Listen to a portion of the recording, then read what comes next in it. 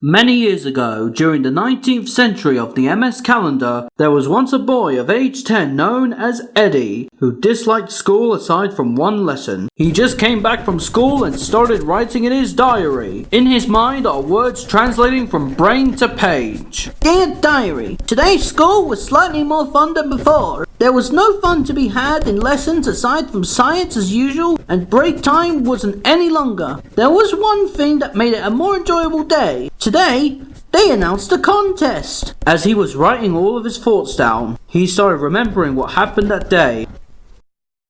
There he was, simply staring at the poster as he was rushing out of the classroom because it's break time. The only thing that snapped him out of immobilization was just walking right up to him. His worst enemy was staring with a smiling frown. Sophie, why am I not surprised? He said. Hello, Eddie. Why aren't you a non-handsome guy today? She said. Are you here just to make me feel bad? Not really. I'm just here to enter the contest. I hope you enter as well, just to see you lose. The memory came to an end with Eddie writing the last words. I decided to enter the contest and get my revenge on the worst face to grace the planet. For the rest of the evening, Eddie worked on what he likes to call his greatest invention. An invention so great that it could get him a job at an age very young. Tomorrow became today, and the contest was being held right away. As the contest began, so did a small speech from Mr. Stevens. Welcome to this school's biggest event, a contest of all things. Usually, we would have this in the hall, but due to some buzzing situations, we moved it to the cafeteria. Now let's start this with the number one student, Barry. Barry came on stage and started presenting his project. What number one material does he have up his sleeve? This is the history of this school, he said. It started as a small home that belonged to a true hero named Corey. For many years he had hoped to make a building that anyone could come to and learn new fascinating things.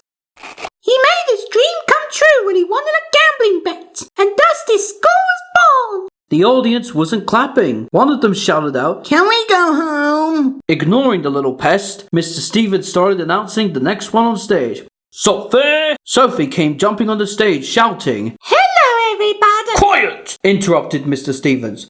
Sophie and Eddie! Shock! Horror! Sophie looked surprised in a bad way. I'm coming! That shouting from far, far away came from Eddie himself. Hello, girls and boys! I present to you my greatest invention! Eddie then attached the invention on her. Sophie didn't budge. The sooner he pressed the button, the worse things got.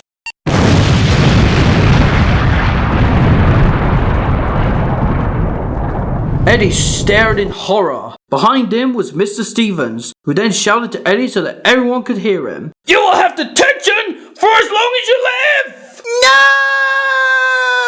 Huh? Would you look at that? It was just a dream. Eddie, fearing this might actually happen, threw the bomb out of the window. The sooner it landed, the sooner the worst happened.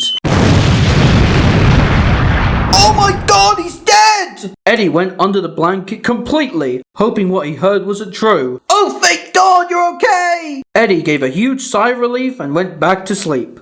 Wasn't that a great story, kids?